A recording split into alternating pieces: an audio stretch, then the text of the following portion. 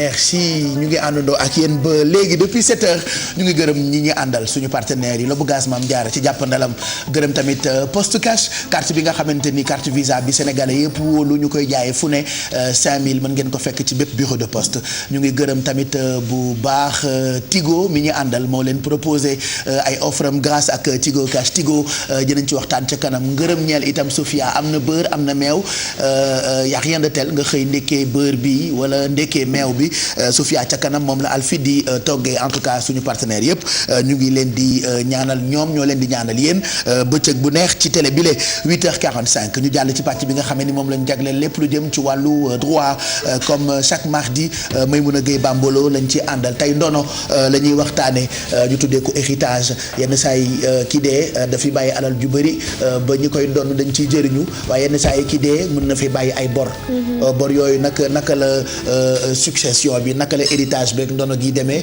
am na gëstu boo ci def mais mun a effectivement Pape Cheikh ni nga ko waxee noonu la ñu koy woowee passif successoral mu nekk lenn loo xamante ni mooy bor yi nga xamante ni ku dëddu àdduna da ko fiy bàyyi léegi nag bu fekkee ni tamit amel na la xaalis mu jógee fii yow nan nga mën a def ba nga xamante ni xaalis boobu ñi ngi mu fi bàyyi alal ñoom dinañ la ko fay dem nañ Pape Cheikh waxtaan si ak ki nga xamante ni mooy maître Assane Dioma Ndiaye mu expliquer ñu déjà lan mooy terme boobu si ban cadre lañ ko mën a wax et éventuellement ñi nga xamante ni am nañu ay créances si ay défunts nan lañ mën a def ba recouvrer ko nañ seetaan élément bi dellu si waat si plateau bi. successoral mooy su nit faatoo nit bu faatoo succession day ubbeeku maanaam dañ ko war a donn léegi buñ ko waree donn ñaari mbir mooy am dañuy wax actif successoral maanaam li mu bàyyi ci alal ak passif successoral passif bi nag mooy bor yi actif bi mooy li mu bàyyi bu bàyyee ay kër ay compte bancaire alal ñu ne actif successoral bi nangam la bu bàyyee ay bor ñu ne passif successoral bi nangam la lu tax ñuy insister ci lool parce que yow booy doon am nga droit nga ne man boo nangoo succession bi da ngay nangu aussi bien actif bi que passif bi c'est-à-dire nit koo xam ne faatu nga am ay bor héritiers yi nangu ne dañuy succéder ñi nga xam ne ñoom ñoo amee ñoom la kii faatu ameel bor mun nañu topp héritiers yi ci passif boobu moo tax am na ñoo xam ne bu ñuy def succession sax dañuy njëkk a génnee passif bi ba pare soog a séddoo actif bi bu la nit ameelee bor bu faatoo rek yow war nga déclarer wu manifester wu parce que loolu mooy tax nit ñi aussi xam passif bi ni mu toll bu ñuy opter pour succession bi ñu xam bu fekkee dañuy renoncer ñu bàyyi mais nag boo bàyyi ba ñu def mirage bi héritage bi ba pare nga toog ay at daal di ñëwaat ne man ameeloon na ma mun na indi problème mais dans tous les cas bu boobaa yow il faut nga dem yoon ba yoon reconnaître d'abord sa créance ba pare teg ko héritier yi parce que loo xam ne aussi à un certain moment héritier yi mun nañ accepter volontairement ne ñun kat nangu nañ ne suñu waajur ameeloon na la nangam donc d'accord nañ fay la mais yow boo toogee jamono ji nga ko war a def boo ko deful ba ñu purger succession bi tu es obligé nga dem ci yoon assigné héritier yi loolu yoon mooy consacrer d'abord yow sa créance mais aussi moo ko mun a teg ci ndoddu héritier yi avec aussi possibilité pour les héritiers ñu défendre ne ñun bor bi duñ ko nangu ndax nangam war nangam mais loolu day doon mbir contentieux mais defe naa bu fekkee nag manifestation bi am na ci jamono ji nga xam ne nit kaa ngi soog a faatu évidemment bu doon ne ñoo xam ne bëgg nañ seen ginnaawu ki faatu leer dañ koy nangu ci saa si wala ñu waxtaan ak ki nga xam ne moo indi boot bi laaj ko yan kii la am seen ndax boot bi wër na wala déet. droit dafa complexe léegi ni ma la ko waxee léeg-léeg nit ki daan naan yëgul ma ko woon xam nga ki nga xam ne yëgul aussi pour nga mun ko teg prescription day xaw a métti prescription li muy sanctionné mooy inertie maanaam man ma xam ne ameel nga ma jaakaar ak yow di la gis bés bu nekk defuma dara ma inerte. léegi yoon day jàpp ne am na diir boo xam ne boo ko toggee ba laajoo sa droit bi ngay prétendre bi ngay alléguer ñu jàpp ne am na prescription mais loolu aussi day doon benn casuistique boo xam ne juge bi rek moo ko mën a apprécier yow boo toggoon 10 ans ñëw ne man ka diw faatu na mais amee loon na ma héritier yi ne la loolu day même bu amoon sax am na prescription ndax da nga toog 10 ans wala da nga toog 5 ans suivant les cas yow li nga mën a def rek toujours dem ci yoon juge bi mooy apprécier ndax prescription am na wala amul. Maître Assane Dioma Ndiaye ñu ngi koy gërëm bu baax ci disponibilité am xam-xamam màcc lool ci lépp lu jëm ci wàllu yoon fii ci réew mi ñaare di ngeen koy gis bëri na ci ay jotaay yu mel nii mu indi lu leer ci loolee may mën a di waxtaan muy doon succession passif successoral. voilà Pape Cheikh comme moom ni mu ko expliqué nee na nit ki bu fekkee ni que da nga doon nit ba nga nangu parce que héritage mun nga bañ a nangu héritage. nit mun na gaañu mu nekk sa waajur wala mu nekk sa borom kër yow nga bañ a nekk ci héritier yi. maintenant su fekkee yow nangu nga nekk ci héritier yi tu hérites aussi bien de l'actif que du passif. parce que ñaari choses yi comme ni ma ko waxee sànq elles sont indivisibles.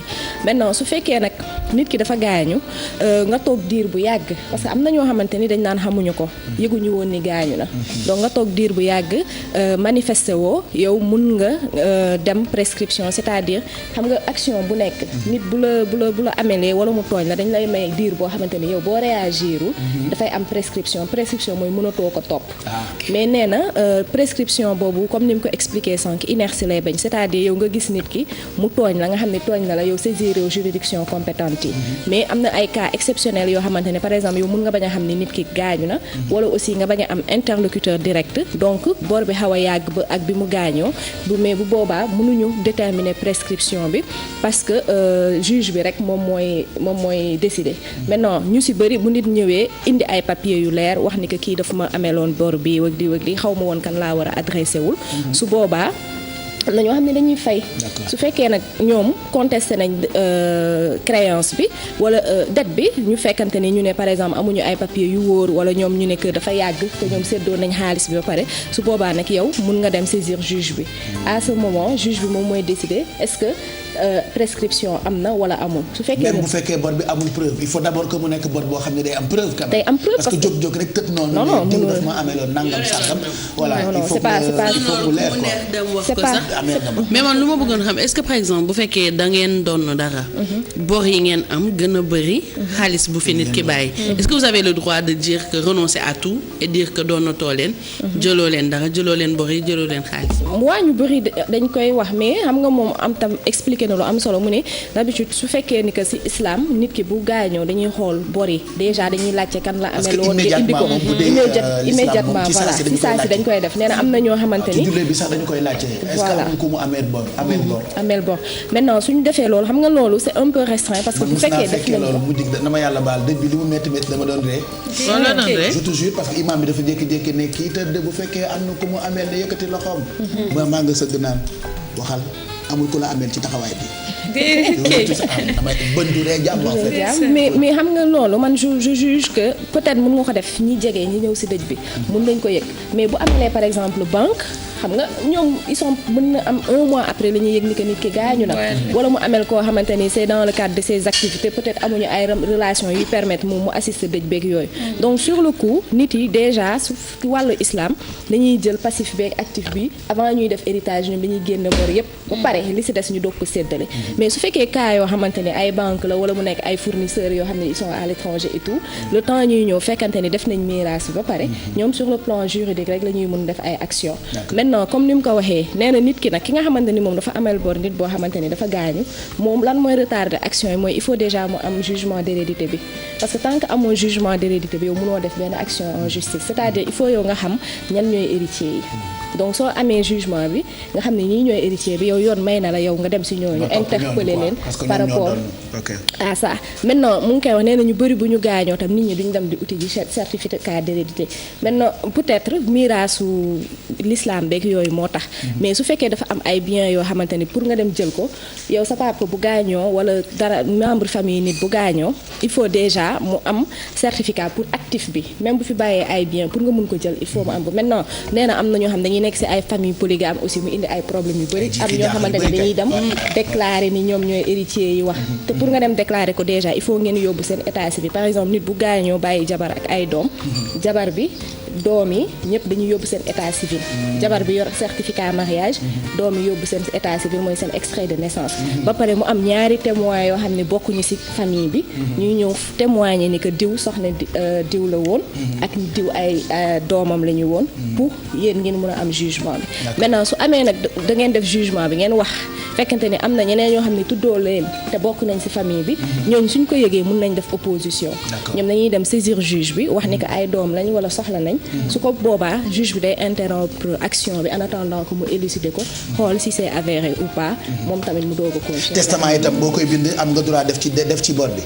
def ci bor ne voilà oto yi jox naa ko Maymuna, xaalis bi jox naa ko Bijou, astafurlah xaalis bi jox naa ko Alfi, dàll yi jox naa ko Aïssatou, waaye bor yi jox naa ko Bijou, ça c'est possible aussi. waaw loolu boo ko defee tam kooku il faut mu nangu ko comme ni ma la wax.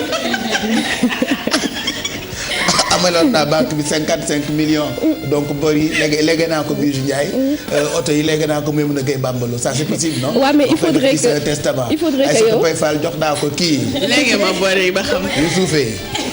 mais loolu yëpp comme ni ma ko waxee. yooyu laaw la ca bu ci ne risque la de c'est les grandes marques hein. comme ni ma ko expliqué action bi yëpp li koy asseoir mooy il faudrait que. j'ai tout acheté au Châtelet Léal ah au Châtelet ah boo ko jaayaatee de am ci bénéfice bu baax ñoom folotaan ak silettement. non de toute façon testament tu mets ta richesse. Alors richesse c'est selon li nga am. donc moi tout ce que j'ai au-dessous je les ai acheté cher, donc du coup je considère tout ça comme ma richesse. Donc voilà je te lègue tout ce qui est dessous. mais folotan silettement maillot de bain pantalon pyjama. Voilà, oui, mais ouais, vas-y. mais bori laay léegi diisu bori 55 millions et je sais que moom mooy seetaan yooyu nga xamante ne bu nit ki deewee moom li koy intéressé mooy richesse bi mu fi bàyyi. et c'est sûr que bu ñëwee xam naa li muy njëkk a lijjanti comme mooy bàjjenu xale yi bi daay seen papa di ma bëggee woon. je ne la sama papa dina la fi bàyyi léegi na la bori. léegi mais je veux dire est-ce que ça se fait si testament bi nga ne voilà j'ai tant de dettes et je lègue ça à telle personne. mais comme ni ma expliqué woon héritage pour nga mun nekk héritier il faut yow nga nangu ba pare. donc même bu fekkee ay bien la actif la mu bàyyi la ko boo ko nanguwul duñ la ko jox. mais non enfin évidemment bu fekkee tam ay dettes la bu la ko légué yow tu as le droit d'accepter ou de refuser. mais c'est pas gentil comme mais après aussi quand c'est des dettes ak ñun li ñuy gëm ak islam et tout nit ñi dañuy bëgg fay bor yi parce que dañ naan la tant que fayoo ko nga xamante ne dafa dem parce que jullit dafa ragal conscience. dañuy ragal suñu conscience après. Voilà et néew moom su ñun dañuy sargal néew en fait. mais et même les personnes c'est intéressant ce sujet là ça intéresse tout le monde. je veux dire que même bu dee loolu am na. léegi ci beneen fànn bi mooy ne comme par exemple yow tey man ma génn àdduna yow nga yoreel ma lu bari xam nga tey dañu naan ñan ñoo duñu laaj tamit. ñan ñoo ko yoreel wala kenn du laaj. ça je sais pas fekkee mais je reste convaincu que dañuy laaj. ndax ameelul après tamit ñi ko yoreel ils doivent réagir te comme j'ai dit tantôt conscience dafa doy waar c'est sûr que à 80 et quelques % am na ñu turian effectivement mais loo ci gis rek am na lu ci lu mais aussi moo loolu moo tax dañuy wax nit ak loo mun làqatu au moins na am un membre de ta famille muy sa jabar wala sa doom boo xam ne daf lay xamal parce que kenn xamul kañ nga fi jóg gis nañ ñoo xam te dañuy gaañu bàyyi fi xaalis bu bëri am fenn compte kenn du ko xam ñu toog ay années après banque bi mooy jël xaalis bi fekkante ni ñoom bàyyi woon nañ loo xamante ne seen njaboot mun nañ si dund mais dañ doon làqatu. c'est vrai que dal na ay kilifa yu bëri am richesse bu bëri ci dëkk bi mais nëbboon ko seen njaboot ba dañuy faatoo oui après ñun tàmm nañu loolu bëgguñu ku ñu xamal ñun suñuy tukki sax duñu bëgg. mais je veux dire que même sa jabar je pense que nga xam ak. am na ñuy nëbb seen jabar am na ñuy nëbbatu. wala sa benn doom sa taaw wala dara nga wax moom. su fekkee ki gaañu dañ ko ameel xaalis nag nu muy demee. moom la laajte léegi mu ne bu fekkee dañ ko ameel xaalis su fekkee y a des gens yoo xamante ni yëg nañ ko et que la créance est avérée moom tamit ayant droit yi ñi nga xam ne ñooy héritiers yi ñoom ñooy poursuivre ko pour mu fay leen seen xaalis parce que yow dafay mel ni rek yow yaa koy représenter après aussi bien que actif bi que passif bi te bu boobaa créance yi day bokk ci actif bi. mais voilà très intéressant en tout cas bu ngeen bëggee gisaat gëstu bi ci may mën a def ci ndono ak kii faatu ni mu mënee am ay borok yooyu ñu ngi ko mën a bàyyil mën ngeen ko fekk ci suñu site internet bi merci Guèye Bambalo. merci mon frère. voilà 9h léegi mu jot 8h59 mooy doog a jot nii ñu ngi àndandoo ak yéen depuis 7h c'est encore une très bonne journée ñun lépp la ñuy waxtaanee lépp loo xam ne ni mën nañoo jëriñ des infos pratiques des conseils pratiques ak ay mbir yu ñu soxal ñun fii ci réew mi on va parler maintenant culture comme chaque mardi ak Aïssatou Paye Fall bonjour Aïssatou. maa la léegi yu baax yooyu de tu acceptes. waaw am na yeneen ñoo ma léegi da nga ko bañ wax fii rek waaye ba tey ma nangu. et comme la petite maison là des Almadies. Il y a une maison à Yène. Je te l'ai offert. Il y a un château à Versailles. Et je te l'ai offert depuis. Voilà Ce donc tour moo ci nekk. il y a un ranch à Bango. Ce tour moo ci nekk. Machallah. Ce tour moo ci nekk. ay tool. Ouais mais après yow léegi nga aussi jox je suis en train d'hésiter nga jox ma entre mais sa jabar bi nga takk suuf et par contre du am dara. oui mais takk suuf bi aussi bëgg naa ko jox juste. TFM. yoo xam moo gën a ndaw ci sama richesse. yoo xam nga ne doo ko jox dara yoo xam nga loolu. waaw quand même parce que am na yu da nga yëg takk suuf yi. yëg naa ko. Qui t'a dit. ah yow tamit waaye képp si yàq suñu diggante rek. déedéet képp si yàqu parce que suñu képp si mooy diggante. njëkkee mooy njëkkee ñëpp. takku kaw yeeg takku suuf bi képp si seen njëkkee te ku mu ci dem fais attention à elle ah. c'est vrai. parce que ci jabar bu mu ci dem ne ko sama càmmiñ yow la bëgg. ah déedéet man kooku lu mu ko jox daf ma koy wax. yu tissu yeeg yëpp day ñëw indi ko te daf koy partager ak man. Ah donc ouais. elle a pas de chance hein. Allez Aïssatou pour parler culture am na tey voyage boo ñu bëgg a yóbbu ci tradition séeréer ah muy loo xamante ni d'habitude ci bi ñu gëstoo on nous a dit jigéen waru ko wax. D'accord benn tradition sérère la bu tudd mbott. Ah. mais j'aurais préféré qu'on parle d'abord de livres. Ah, tu préfères, en attendant d'accord, que Cheikh d'accord. Tidiane Dione il arrive. D'accord. Comme ça ñu am temps waxtaan si. Alors tu veux nous parler du livre de Mohamed Diallo Mon père ma référence. Voilà donc c'est un jeune bu bind livre donc je sais que mon père ma référence ñu ngi lay nuyu déjà Mohamed Diallo. Tour bi titre livre bi je pense que résumé na lépp mon père ma référence. Ouais. donc ñu ngi lay dalal dañ lay bàyyi nga wax tuuti ci livre bi. je vous remercie na ma bind benn livre comme yaakaar naa ne ndaw ñu bëri jot nañu bind aussi ay ouvrages. Livre bi nag ñu ngi ko intitulé Mon père ma référence. Comme tout un chacun yaakaar naa ni kenn ku ci ne war nga mën a ormal say waajur. ndaxte tey soo seetloo ci kër diine yu bëri ñoom kat suñuy màggal wala ñuy organiser ay gàmmu ci seeni waajur la ñuy daree. na ma am benn xarit nag mooy ambassadeur u Cameroun dañu nekkoon ci benn dîner fan yi passé ñuy waxtaan mu ne ma li ma jaaxal fii au Sénégal yéen soo leen di ormal ay kilifa doo leen xaar ba ñu génn àdduna. donc de leur vivant day nekk lu am solo ñun ñuy mën a delloo njukkal suñuy waajur. j'en ai profité li ma defal sama papa yaakaar naa ni defal naa ko papa ñëpp. képp koo xamante ni tey sa papa de son vivant gis nga ci sa bopp. d'ailleurs moo tax cérémonie bu ñu bëgg a def cérémonie dédicace dama bañ que nos mamans soient jalouses ñu profiter ne leen kat vraiment avec le comité d'organisation bu le président Alioune Badara Bèye jiite. ñu ne femmes yëpp la ñuy habillé comme ça suñu yaay yi aussi gis ci seen bopp. ah d'accord nga sargal sa papa nga def ko ci anam bu rafet léegi ma bëggoon xam ndax bii mooy téere bi nga njëkk bindam déet. waaw parce que na ma ne woon balaa may def leneen comme on dit doomu aadama dañ koy gëstu dañ ko bind sax ci alxuraan nit ki da ngay ormal say waajur. maa ngi travailler ci beneen ouvrage boo xamante ni léegi mu pare ak sama premier film mais na ma ne balaa may laal quoi que ce soit na may njëkk delloo njukkal samay waajur na may njëkk delloo njukkal sama papa. muy fonctionnaire ba léegi ñuy daje maak moom ci administration mais sax la woon ba pare tey ma am satisfaction morale mooy delloo ko njukkal ba pare door a reversé wu nag ci leneen. d'accord kon muy ci livre bi muy valeur valeur yu bëri yoo xamante ne gis nga ko ci moom te roy nga ko ci moom ba tax tey nga mën taxaw ni ngay taxawee. absolument parce que xam nga tey yaakaar naa ni que sooy xalaat mbirum vertu dafa nekk lu ñuy faral di wax vertu cardinale et tout ça donc say waajur dafa am lu ñuy incarner ak lu ñuy def ci nit ki.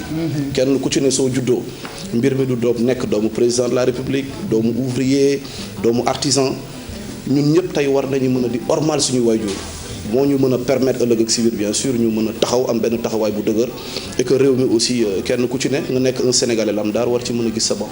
moo tax ma ne woon tey balaa ñuy démarrer quoi que ce soit suñu carrière ci mbirum littérature dañuy njëkk bind ormal suñuy kilifa ba pare. Mohamed, à part ça, qu'est-ce que vous faites d'autre dans la vie? Mohamed Diallo, il est directeur adjoint au Conseil économique, social et environnemental et conseiller municipal à la commune de Dakar Plateau. d'accord da nga wax tamit léegi wàllum cinéma yaa ngi yëngu ci wàllum littérature waaye tamit am na ci beneen fànn ci wàllum aada culture si loo yëngu tamit. waaw maa ngi préparé parce que ñi ngi ci liggéey ak le président Alioune Badara Bèye ak yeneen kilifa maa ngi def tournage boo xamante ne absolument ku ma jàppale la vraiment ci ouvrage bi parce que xam nañ ni que jeune soo ñëwee da ngay indaale fugg waaw da ngay ñëw rek indi fugg parce que dama ñëw indi élément brut yëpp ne ko livre laa bëgg mënuma noo defal ndànk kay toog j'ai beaucoup appris à ses côtés. J'en profite aussi pour remercier le président de la Commission nationale du développement du territoire monsieur Djibo Leyti Ka, le maire de Dakar Plateau Alioune Ndoye ak yeneen kilifa yëpp ñoo xamante ni vraiment sama carrière politique ñoom dañ ci nekk à côté, la présidente du conseil économique madame Aminata Tall. ñoom ñëpp daal vraiment kenn ku ci nekk ñi ngi jéem a teg ci yoonu ihdina siratal mustaqim qui est le droit chemin, le chemin de ce que Dieu a comblé de faveur. Voilà, donc c'est un livre boo xamante ni yaa ngi wax sa papa c'est un double honneur pour nous enfants et papa en même temps, c'est-à-dire papa yi bu ñu ko liiree gis ci seen bopp kontaan mais doom yi tamit bu ñu ko liiree dañuy kontaan. C'est aux éditions Maguilène. kañ ngeen di def lancement bi. Voilà, la cérémonie de dédicace est prévue ce samedi. Samedi bii waaw foofu lañ koy defee d'ailleurs. ñi ngi xaar aussi am nañ 2 hôtes de marque yu war a ñëw. Il y a le ministre de la jeunesse de la Sierra Leone. sama xarit la mu ne day ñëw. Il y a le conseiller personnel du président de la République bu Libéria. moom aussi dafa nar a ñëw. bés bi aussi il y a le garde des Sceaux ministre de la justice moo ko war a présider. maître Sidiki Kaba. ak Alioune Badara Cissé le médiateur de la République. et le ministre porte-parole du gouvernement monsieur Seydou Gueye. donc bés bi daal ñoom ñoo ko moom. voilà donc ak jeunes yi surtout il faut que xale yi. parce que absolument moo tax. depuis que tu fais de la politique. tout à fait mu ngi bëgg a yàgg et pourtant xale nga ba léegi. ça fait longtemps gis nañ la ci kanamu front yi ba tey n'est-ce pas donc tu vois que je suis bien informé. absolument n'est-ce pas en tout cas c'est un livre boo xamante ne ñu ngi koy conseiller ñëpp. donc rendez-vous samedi à quelle heure et où. samedi à partir de 16h Kër Birago au point E. voilà et invité nañ élèves yëpp étudiants yëpp d'ailleurs même su ma fi jógee damay dem rencontrer recteur université gisaale aussi les meilleurs élèves dans chaque établissement pour ñu ñëw et puis ouvrage bi aussi lu ñu ciy liggéey yëpp pour delloo ko ndaw ñi la. j'ai vu que borom xam-xam yu bëri ci yeneen dëkk yi bu ñu defee ay livres wala ay œuvres yoo xamante ni ça peut servir ñoom dañuy déplacer wu def tour des écoles. est-ce que di nga def loolu ni artistes yi defee ay tournées ce serait pas bien ku ci bind livre rek nga def tournée scolaire. si dañ koy def mais comme dañ ko nar a def su fi yàlla àndee d'abord fii ci commune Dakar Plateau ànd ceeg le maire Alioune Ndoye. très bien moom la ñu nar a njëkk def nii mooy étape bu njëkk bi. avant d'abord lancement bi pour samedi. suñu paree cérémonie de dédicace bi. yenn élèves yu nekk en classe d'examen duñ ci mën a participer. mais bëgg nañ vraiment jël quelques séminaristes ànd ak ñoom. mënaat wax sénégalais yi ñu xam lan mooy les valeurs. ndaxte souvent aussi dañuy fàtte suñuy valeurs. mooy doomu aadama da nga war a ormal say waajur. doomu aadama da nga war a sargal say waajur. voilà yaakaar naa ni que loolu vraiment loolu rek lañ fi am loolu la ñu fi dese et puis ëllëg ak si biir aussi ñaan nañ yàlla ñun suñu njaboot defal ñu lu mel noonu. très bien. voilà donc ñu ngi lay remercier bu baax Mouhamed Diallo et je pense que lii yëpp ñun ñëpp. kenn ku si nekk hommage la booy jox sa waajur et moi j'en profite pour faire un coucou à mon papa si yoon boo xam ni inculqué na ko ak valeur yoo xam ni inculqué na ko ay doomam coucou papa. voilà c'est vrai qu'on célèbre tout le temps la femme nos mères et tout ça fait que papa yi def nañu yu doy waar ci doom yi merci beaucoup Mouhamed kontaan nañu bonne chance on viendra samedi inchallah Kër Birago ce sera à partir de 15h ñu ciy gërëm bu baax Alioune Badara Bèye mi nga xamante ni moom moo jiite écrivain yi nekk Sénégal et puis on encourage encore tous ces jeunes qui écrivent. Mohamed Diallo, il y a d'autres exemples. Mary Bey qui n'est pas là ce matin mais qui a fait benn ouvrage boo xamante ni ba léegi mu ngi topp yoonu raay yi train de vie il y en a d'autres bu ñu limee mën nañu jum mais on encourage tous ces jeunes qui écrivent bu weesoo livre bi nous parlons maintenant aada tradition bi ñu ngi ko jëlee ci dëkku séeréer yi tuddee ko mbott. waaw benn aada la nag bu tudd mbott man defe naa duma si sori loolu parce que dañ ma ne aada boobu jigéen du si wax ndax am na loo xam ne mën na ko topp donc dama bàyyi Cheikh Tidiane Dione un collègue moom moo si nar a wax. C'est pas grave quand on écoutez mais ne commentez pas. mën ngeen déglu mais bu leen commentaire parce que sot ngeen rëy ngeen làmmiñ te am na yoo xamante ne bu ñu ko teree jigéen mën ngeen ko wax seen gémmiñ ni dem seen ndong yi su boobaa ngeen di waxee ndox te yàlla nañ ci yàlla musal ci animatrice donc fermez vos battes à camembert ñu bàyyi Cheikh Tidiane commenté ci c'est moom bokk na ci baat yi nga xam ne dañu koy dégg mais naka lañ koy waxee on peut pas mettre un visage. on ne met pas un visage sur le nom. xaw ma lan ak lan alors vous qui qu'il entendait souvent da ngeen koy gis tey comme ça ñu commentaire ci voyage bi nga xam ne Aïssatou Paye Fall moom nga ñuy proposé. waaw léegi ñu dem xool élément bi ñu dellu si après moom mu commenter ñu. Ousseynou Faye. Ousseynou Faye. waaw. alors lan mooy mbott. mbott mooy problème mu lël boo xam ne moom la ñuy def di ci def mbott mi mooy li nga xam ne mooy dañ koy def pour foo ak xale yi ak jigéenu dëkk bi waaw mbott mi yor ay yaram di leen dàq ñuy daw mooy li leen gënal ñoom xale yi jigéen yi ñi nga xam ne egguñu fa. loolu moo leen gënal moo tax ñu di ko def bon li ci des mooy lël bi mooy ñu sensibiliser xale yi defar leen teg leen ci yar bu baax ak condition yu baax boo xam ne ëllëg ñu mën a jëriñ seeni papa ak seeni ndey waaw ak seeni mag waaw liggéey la boo xam ne ci kaw yar rek lañ ko teg waaw duñ fa def leneen lu dul yar bi tegin bi. non par quartier la par village la fii mooy Ngunjaan Joor waaw fële mooy Ngunjaan Pay moom ñu ngi def comme ñun voilà comme loolu moo fi nekk léeg-léeg boo demee seeti borom barke wala koo xam ne am nga ci ñoom yaakaar ñu may la nag bala ma fi mu nekk am na ñu 11 waaw. ñu ngi defar añ yi fële pour njulli yeeg waa dëkk beeg selbe yi comme ñii ñoom ñëpp ñu ngi foofu ñuy togg buñ toggee di lekk di fecc. ay maalaw wekk mbulaane. waaw loolu moo nekk presque boo ko gisee mooy fondement lël bi maalaw yeeg pël yeeg soose yeeg naar yeeg yëpp a ngi ci kenn ku ne dangay am rôle booy joué ci biir. kon xeet bu ne mu ngi waaye xeet bi ne mu ngi ci. par exemple suñu jëlee tey. maalaw. waaw lan lay liggéey. maalaw mooy tey. wala mbulaane waxal ma mbulaane. mbulaane tey mooy bu ñu demee tey par exemple ci yow nga may nag mbulaane bi moo koy jiital. mbulaane bi moo koy jiital yóbbu ko fa ñuy denc nag yi. ci pël bu mag bi. man Babacar. waaw ñu ko wax maalaw sow. waaw may maalaw ci lël bi. maalaw mooy maanaam loolu mooy giir bi suñu giir moo tudd maalaw. lël bi ku nekk da nga am ni fi nga feete ci lël bi man maa feete ci maalaw la. mooy feet ci defar gaay yi.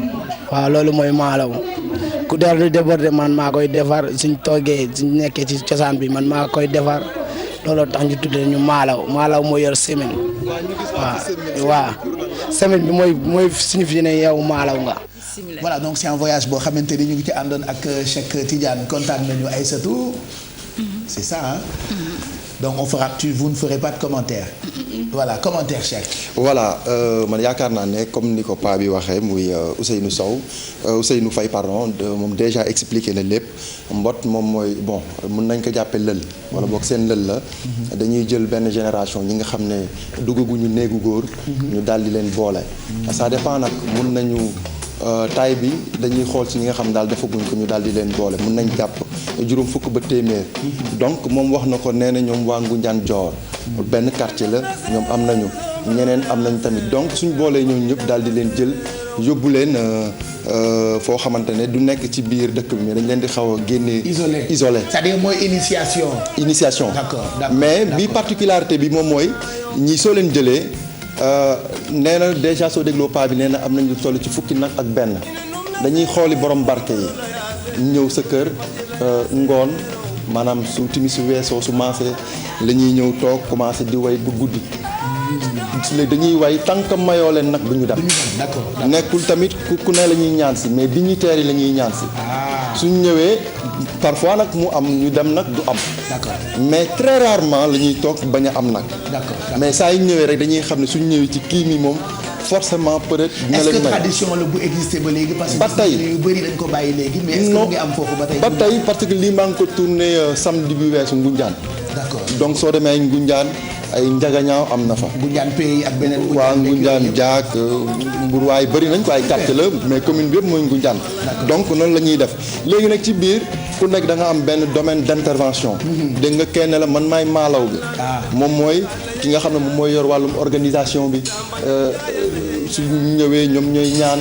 am na tamit ku ñuy wax mbulaane mooy pël ci séeréer. pulaane ok léegi kooku suñu leen mayee nag soo xoolee ci image yi moom moo yor bant bu mag bi. kooku moom mooy jiital li nga xam ne moom mooy nag bi daal di koy yóbbu. suñu leen may rek ñoom ñooy jiital am na tamit naar bi. naar bi wàllum. xanaa mooy joxe information naar bi wala naar moom mooy. non naar bi moom mooy yor wàllum bon nee nañ xorom si. xorom si moom mooy ay wutum li ñuy lekk ak soble geeg ndugg bi ma ñoom seen. très bien kooku moom moo koy defar donc pour wane ne benn organisation boo xamante ne dafa parfait. d'accord léegi nag buñ ci am tamit balaa ñoo génn lël bi dinañ ko lekk. d'accord donc 11 yooyu mu wax balaa ñoo pare chaque 2-3 jours ñu rey benn. tradition bi dañu tuddee mbot ou dëkk bi moo tudd mbot. non tradition mooy mbot mooy lël. ci biir lël la am. mooy lël d'accord mooy lël si ñoom waaw. d'accord donc loolu moom moo waral loolu. du coup dafa nekk loo xam ne ñoom ñu ngi koy conserver jalousement. très bien ba tey ñu ngi ci. foo yeggee tamit ñëpp ñu ngi ci. képp koo xam ne tamit jotoo ci jaar doo am droit au chapitre. maanaam góor bu ci jaarul ci lël nekk séeréer rawatina ñi tant que defoo lii suñ la am na daal foo xam ne doo fa am kàddu doo fa am baax. d'accord donc impérativement góoru séeréer dafa war a jaar lël. d'accord soo si jaaree tamit di nga xam lu bari mais li nga ci xam doo ko wax. très bien kon na loo xam ne wax ji fii rek lay yem quoi mais. non c'est intéressant. du ma laaj si loolu bi li may laaj mooy da nga ne ku fa jaarul doo am kàddu. kon wolof yeeg yooyu nga xam ne jaarul. non wolof non lii soo gisee même tourné lii sax non même tourné lii sax.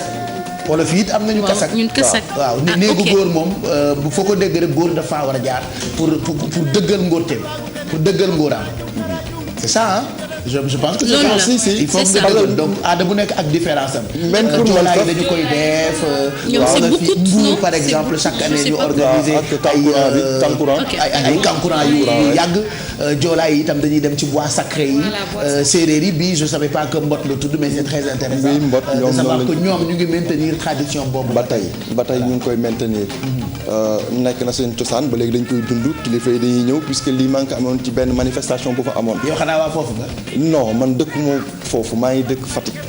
mais même pratiquement même kii bi la mais ñoom soo xoolee comme ci off image yi. c'était juste pour savoir est-ce que voilà jaar nga ci. moom voilà loolu la ñu bëggoon xam waaw jaar naa kon li ngay wax ni ñoom mën nañ ko dégg. parce que jaar naa ci sax loolu moom moo tax dañuy fay seen télé duñ la déglu. non jaar naa ci sax moom moo tax ma mën a am yi la information.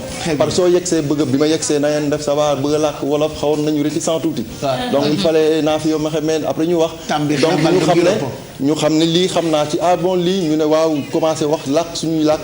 ñu xam ne lii donc am as lëf luñ ma ci mën a may. très bien waaw Jokko Njal Cheikh Tidiane. afaaxa boo ko merci daaw ca rédaction ba moom suñu collègue la il travaille ici c'est l'un des grands journalistes du télévision Futurs Médias heureusement bu demuloo ci lël bi moom moo dem. du tax mais man mënoon naa dem aussi. wala boo fa demoon doo am droit dugg. si mais xam nga su ma defee nii sol jean ak chemise sans diaro et tout avec mes mocassins ils vont penser que c'est un homme. mais cette beauté que tu as tu peux pas ressembler à un homme. C'est impossible parce que tu es tellement belle. oui. Belli Pape Cheikh bu dee nax sax nee na dégg. non du nax. bi kon bu demee du wax. Belli male. damay bind ne dama muuma. comprendre ma langue. Belli mënuma traduire. yow Pape Cheikh lan la. Belli son corps. Corpo polo. yow de. Bellissima. waaw bietane. Bellotto. tey mën na jël Bellate. Copoto. Bellole. Bellale. Lale. Bello. Pape Cheikh lan la. Belle. Aïssatou Faye Fall. di nga jum kay. Aïssatou Faye Fall Belle. Oui, et on peut changer son nom tout de Aïssatou Fall Belle. Belle Posto. wallaahu yaxsimuka mina naas. oui. nee na wallaahu yaxsimuka mina naas. Kabiru Mbodj. Aïssatou Kabiru Mbodj Pobare. Et puis dafa pobare en fait. Tu sais, il y a des femmes qui sont tellement belles quand tu les regardes tu as l'impression que da ngay xool ay pobar Kani moutarde. C'est vrai, la femme elle est comme ça. Il y a des femmes jumbo épices. Il y a des femmes Ajinomoto. Il y a des femmes Majinoka. y a des femmes moutardes. Il y a des femmes moutardes. Mais franchement, il y a des femmes trop jonge épicées. Et Aïssatou. Aïssatou, elle est jonge épice. Tu es épicée. Ouais. Pardon. Aïssatou, c'est jonge épice. D'accord, maintenant. Oui, on continue, soyons sérieux maintenant. Après le livre et ce voyage bu ñu def foofu ca Ngoundiane, on a parlé donc de Mbot. Oui, Ngoundiane P et tout ça. Am na agenda culturel itam. Voilà. Donc j'ai pris 2 événements. Benn bi c'est la célébration du 50e du Festival des Arts Nègres. C'est quand? Ce sera le 16 avril, c'est un samedi je crois. D'accord. Donc ça aura lieu au Théâtre National Daniel Sorano. Donc Alpha Amadou Sy bi nga xam festival bi amul anniversaire du festival. Non, dañ koy commémorer le 50e anniversaire parce que le 1er avril 1966 ci lañ ko moo amoon bu njëkk bi. Donc xam nga amatul mais dañu bëgg commémorer. C'est vrai que période bi fi Maître Wade nekkee defaatoon nañu festival bi. dafa bëggoon def mais mujj ñu ko def su ma juumul. Non, def nañ ko je pense. On l'a fait parce que moi j'étais carrément dedans. D'accord, oui. Ok, d'accord. Donc moom Alpha Amadou Sy mooy président de la communauté africaine de la culture au Sénégal. Oui. D'accord. Donc ñoom ñoo koy organisé Théâtre National Daniel Sorano. Ce sera le samedi 16 avril 2016. Voilà. Il y a aussi Sahat ak Natal Patchwork. Waaw. Qui représente le Sénégal aux Journées musicales de Carthage. Voilà, ñoom la ñu jël ci compétition officielle wu JMCI comme ni nga ko waxee Journée musicale de Carthage. Donc ministère de la culture et du patrimoine de Tunisie moom moo koy organisé bi mooy ñetteelu session bi donc benn compétition internationale donc day nekk ay projets sous forme de concert ak yooyu donc ñoom bokk nañu ci 12 projets de concert yi nga xamante ne retenir nañ leen donc ñoom inchallah ce sera du 10 au 15 avril donc le 16 tamit c'est le cérémonie bi di lañ koy amalee foofu ca Tunisie. mu ngoog merci en tout cas c'est très intéressant li nga waxtaane tey ci wàllu culture et puis Gorgui Ndiaye qui prépare une grande tournée ci dëkk bu ñu naan Italie on n'en parle pas tout de suite bokk na ci agenda culturel bi moom dina ñëw ci plateau bi comme ça ñu waxtaan ci ak moom tu restes avec nous Aïssatou Paye Fall et puis je rappelle que mën ngeen amaat replay yu Yeewu Culture ci YouTube bi /TFM wala ci suñu site internet bi di www.igfm.sn 9h21 mooy doog a jot on vous souhaite encore une très bonne journée def leen tout bay cultiver la joie liggéey lu mu sérieux lu mu metti de temps en temps dugal leen ci de très bonnes doses de bonne humeur parce que ça apporte beaucoup de bien pour journée bi sinon concentré wu sur ay papiers être sérieux ça donne même des maux de tête terribles quand tu retournes chez toi tu n'as même pas envie de parler à ta famille parce que tu as passé toute la journée à être stressé au lieu de travail donc stress ça se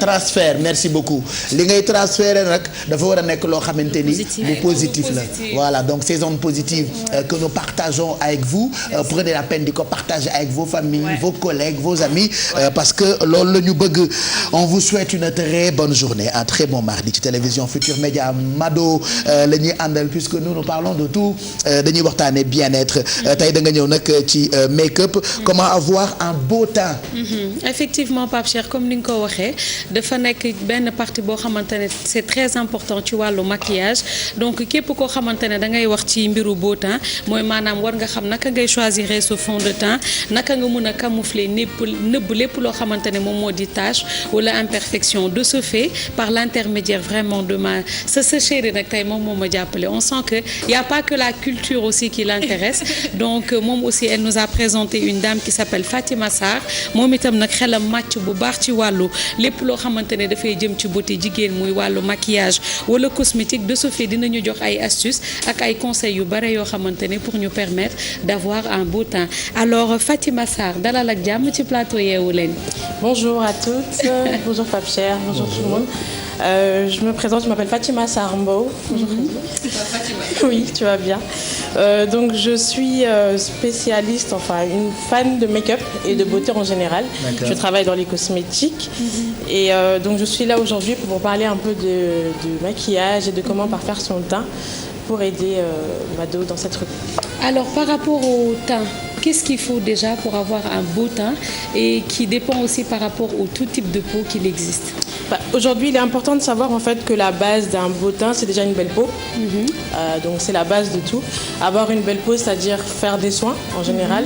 Quand on dit faire des soins, donc ça commence par nettoyer sa peau au quotidien, démaquiller le matin, démaquiller le soir également, même si on ne se maquille pas, parce que certaines femmes pensent que parce qu'elles ne se maquillent pas la journée, elles n'ont pas besoin de se démaquiller. C'est ce que pense tout le monde d'ailleurs. Je pense que c'est ce que pense tout le monde. Donc sans maquillage, on doit se démaquiller, c'est ça? Toujours, parce que même dans la rue, il y a les pots d'échappement, il y a la poussière. Et en faisant même un petit essai le soir sans maquillage, on voit qu'il y a beaucoup de poussière dans les pots d'impureté.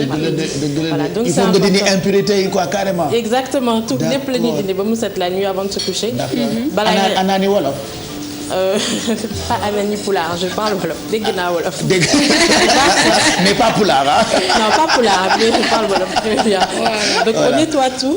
On applique dans l'idéal une crème de nuit pour ça, laisser la peau reposer la nuit. Donc ça peut être un soin hydratant pour bien nourrir justement, bien hydrater la peau la nuit pour la préparer au maquillage du lendemain justement.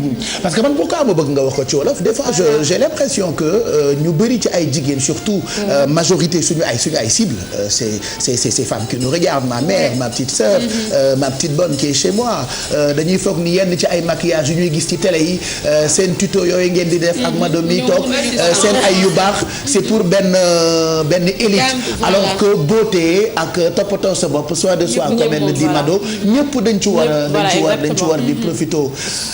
Man souvent damay mer loolu non voilà. Surtout tey c'est-à-dire que tey am na produit yoo xamante ne pour toutes les femmes.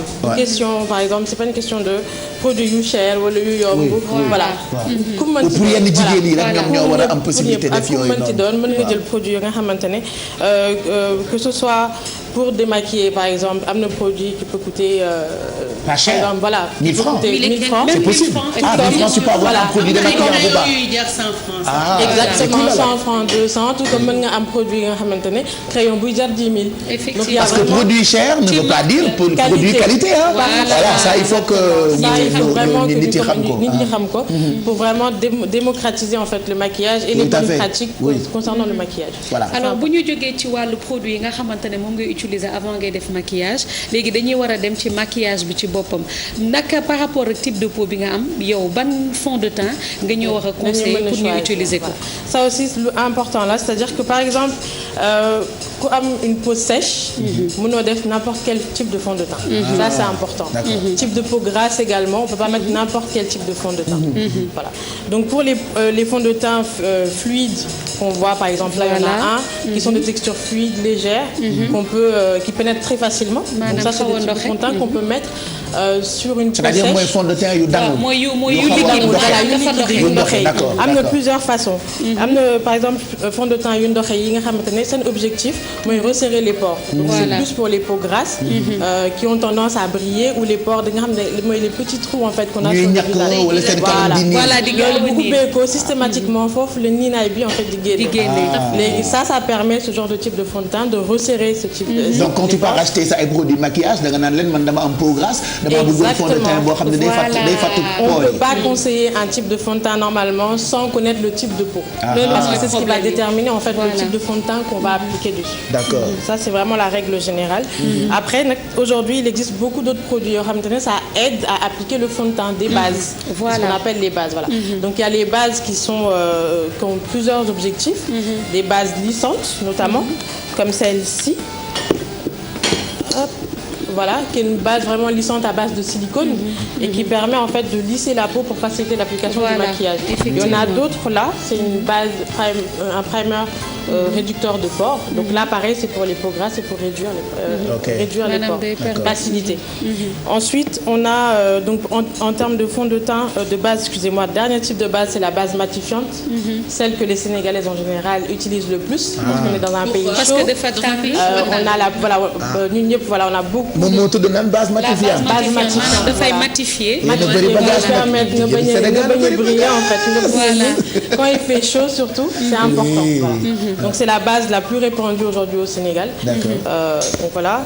Ensuite on a en type de fond de teint le plus commun, ñëpp xam en général, le fond de teint crème. À chaque fois, moi je vois les femmes à tout bout de champ, Ibi seen sac génne. Des fois ça me fout les boules quoi, daf may jaaxal. Nii rek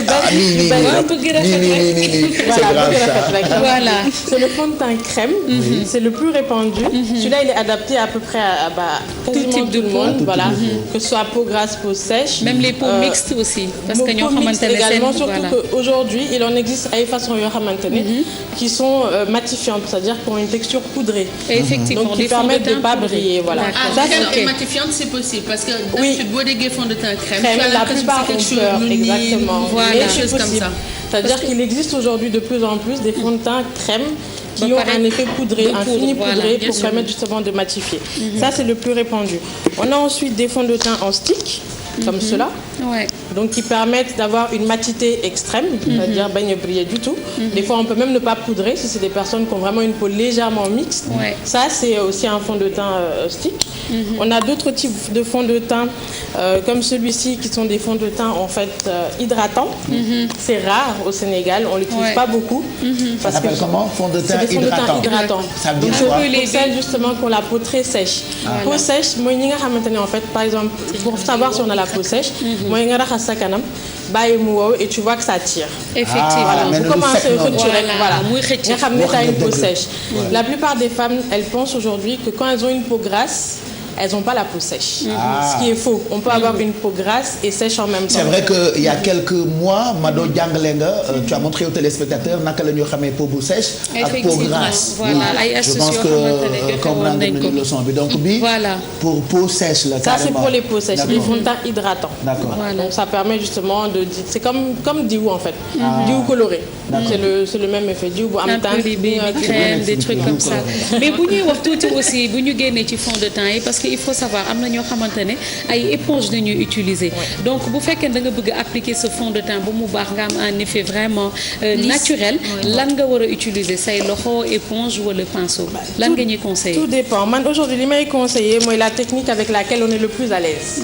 C'est le code premier. Après aujourd'hui il existe des pinceaux. Bu nekk ak avantage bu nekk ak inconvénient. Voilà, après ku nekk yaa xool la technique en fait qui est la plus adaptée.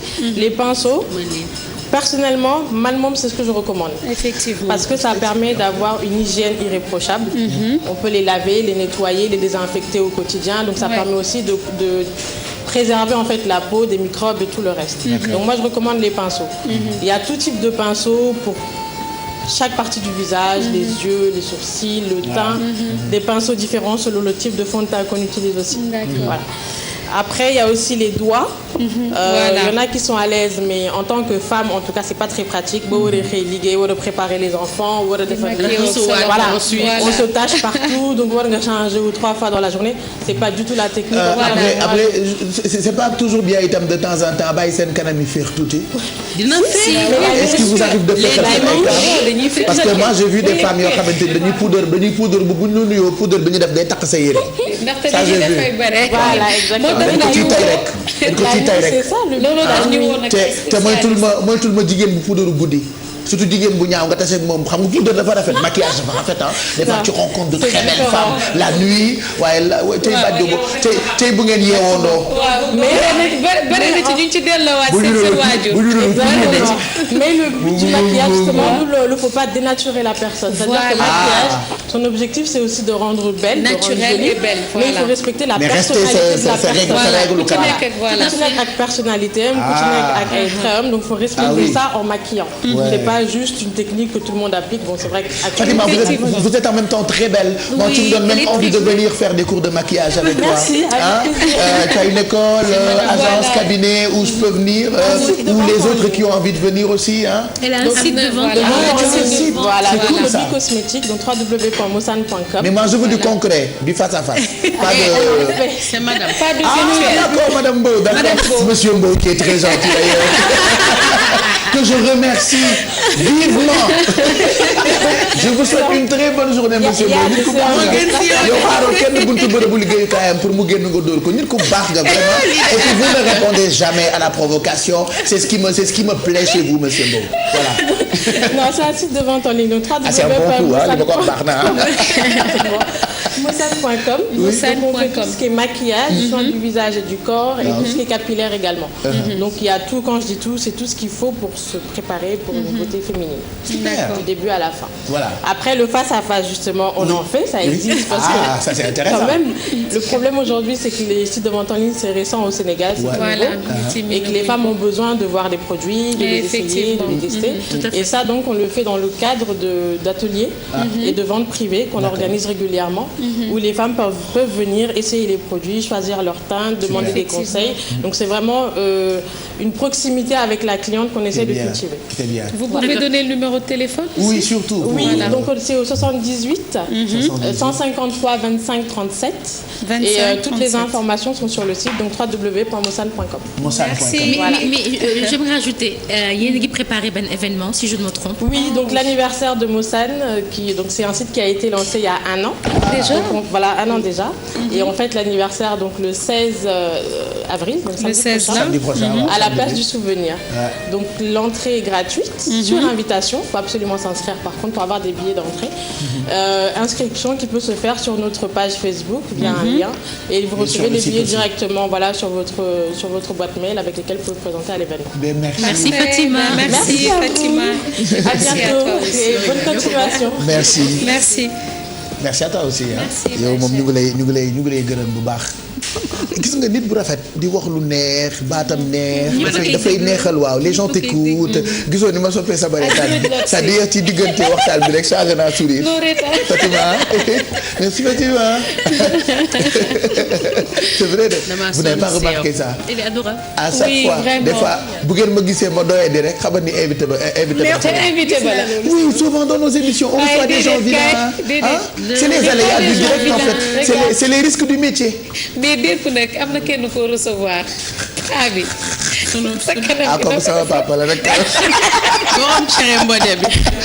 Je rappelle que comment avoir un beau teint mën ngeen ko amaat ci site télévision Futur Média www.igfm.sn wala sax ci site internet bi ci YouTube bi /TFM. Merci beaucoup Mado. 9h35 on va enchaîner tout de suite ak sujet bijou bi c'est à la demande générale démb la ko junju il y a eu beaucoup de commentaires depuis que mu annoncé sujet boobu nga xamante ne même moom polémique la dans sa tête c'est-à-dire les habitants de sa tête discutent entre eux ci affaire polygamie.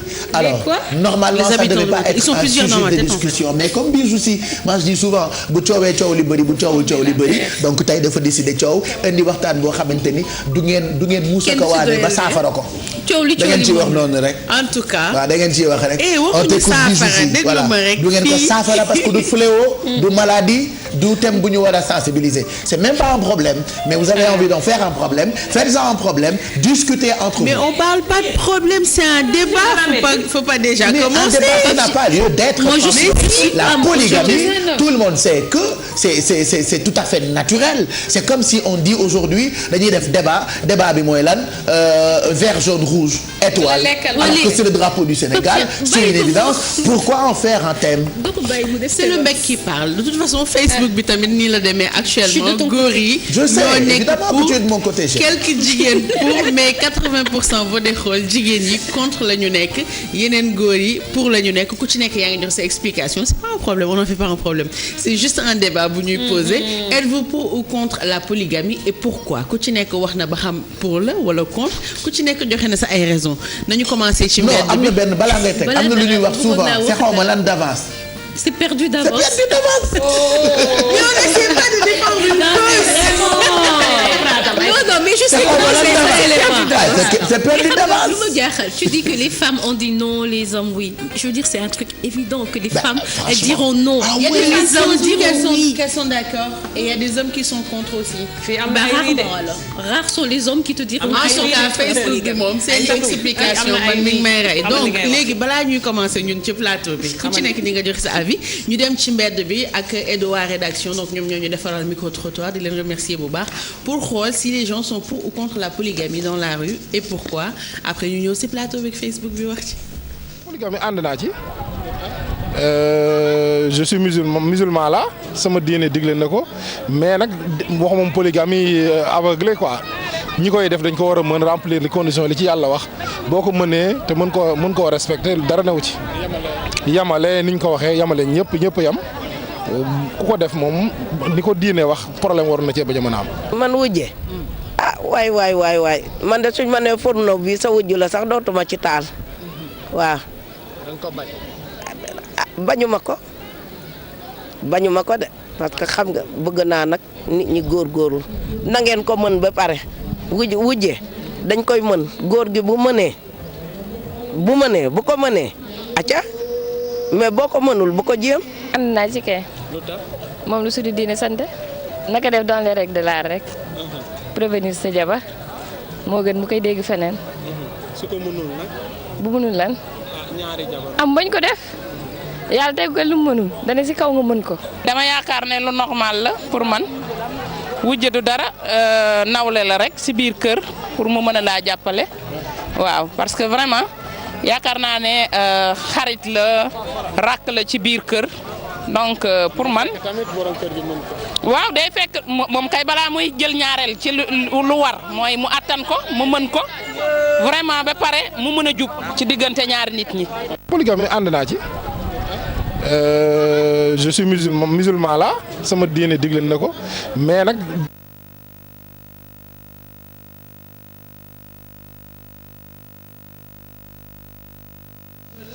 Voilà, c'est des gens que nous avons rencontrés qui ont donné leur seen avis ci polygamie mais franchement man am na yoo xamante ni vraiment thérapie la quoi. oui nañ am foofu di remercier bu baax Pape Fara ñi ngi ak Diafara Ba pour reportage bi léegi yow man sax aw ma envie jox la ndax yow même pas non vas-y génn naa ci seen débat bu ko jox non génn naa ci seen débat dañu def démocratie non mais wax leen de toute façon yéen seen kàddu amul njëriñ non du tout pourquoi def leen projet de loi seet ndax dinañ ko voter Assemblée nationale écoutez may mun a assemblée du ñun la yàlla moo njëkk santaane polygamie ak ay conditions comme yéen nag gëmatu leen yàlla ak ay conditions comme yéen gëmatu leen yàlla nee ngeen léegi tuub ngeen sax génn ngeen seen religion maintenant nekkatu leen sax ay jullit vos parents regardent seen doom yi papa maman regardez seen doom di Alfi Mado li yàlla santaane yëpp loolu rek ngeen ci jàpp ay jullit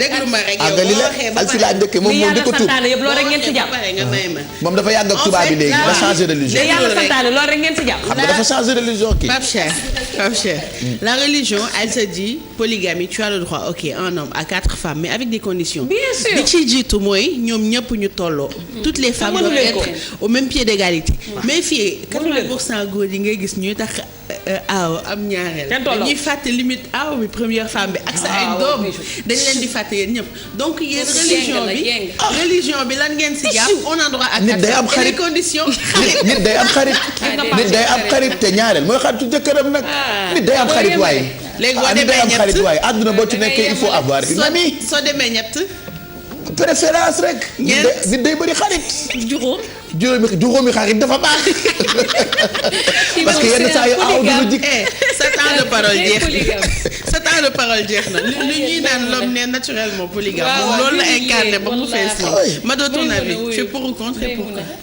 yow tam kii taalibe la gay bambalo mi kii taalibe la sama rakk ji man moom personnellement je pense que problème yi indi jigéen ak góor di am ay discussion wala ay disputes sur polygamie mooy ne que peut-être duñ ko waxtaanee parce que xam nga quand l'homme décide de devenir polygame il l'impose à sa première femme donc ça ne devient plus un choix pour la dame on lui impose ça alors que góor ki il a fait le choix d'épouser une deuxième maintenant su fekkee yow jabar bi nga xam ne da nga koy takk wax nga ko ni que yow tu veux devenir polygame et que am nga droit am benn ñaar ñett ba ñeent ça c'est un droit boo xam ne yàlla moo ko may góor maintenant yow boo ko nangoo ba pare ni ala kulli aali bu ci duggee ba ci biir bu tekkee beneen jabar da ngay def boo xamee ni yow nangu woo ko da ngay maintenant lan moo déplorable mooy góor boo xam ne day ñëw takk jabar ni ko ci yow rek laa yem nga def ko loolu ci boppam mu ñëw ngeen def ay années nga ñëw tu veux lui imposer ça parce que nekkatul choix parce que la dame elle a pas choisi d'être polygame xam nga ngeen communiquer ngeen wax si mais man personnellement gisuma ci problème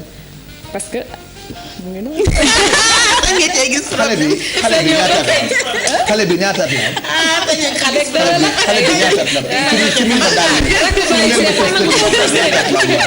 yow war ma tëstoon xale bi nga xam ñaata parce que ay waxu mag la wax quoi. lan mooy sama philosophie. sa jëkkër bu ñëwee ci yow nga nekk ci moom bu demee nga nekk sa bopp. ku ko def doo sonal sa bopp. Mado du benn la rek. communiquer rek. sérieusement man moom c'est pas un thème boo xamante ne war nañ ci. kon ànd nga ci. man ni ma non ànduma ci de du question déedéet du question tapette du question déedéet kan mooy nangu sa jëkkër di takk jabar déedéet boo sañoon ki nga bëgg wala sa sang moom rek ngay nekkal waaye dafa am lenn loo xamante ne ci nga nekk dëgg la c'est vrai sang la waaye man comme par exemple je viens d'une famille polygame kon xam nga mënuma ci nekk di ci débattre dund naa ko te mënuma ko bañ waaye nag boo sañoon ku ci ne boo amoon sa sang moom rek ngay nekkal très bien waaye bu ngeen sañoon voilà alalu golo ca lex ba. wax dëgg waaye comme bu ngeen sañoon itam mën ngeen sañoon sax après ngeen am seen yéen suñu borom bu dogal mu wutal leen wujju Genève boo fa demee xale yaa nga rafet. Genève boo fa demee métis yaa nga fa ña nga rafet. laaw la ah. bi kañ nga may laaj. voilà di nga ñëw man lay laaj. waaw nañoo ko mais demal. man moom. génneel fekk suñu la génneel. merci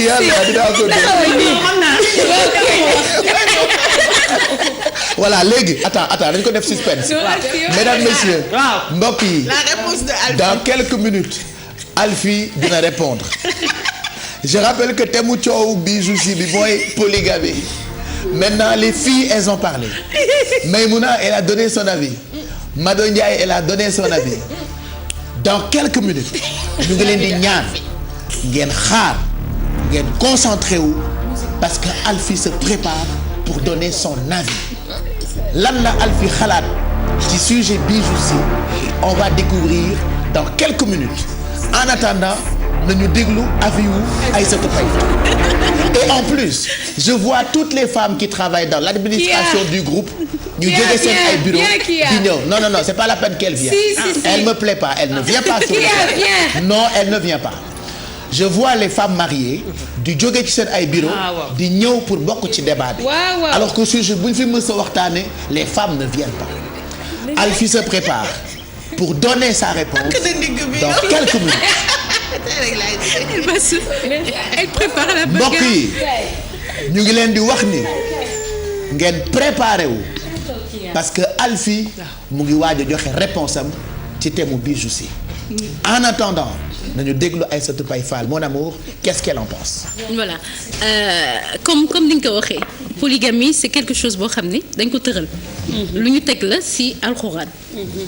donc voilà déjà de un donc je me dis que c'est un choix en fait c'est juste un choix à faire muy ku góor ke ku jigéen ke tey bu ñu la takkaloon Mado si t'as envie de non exemple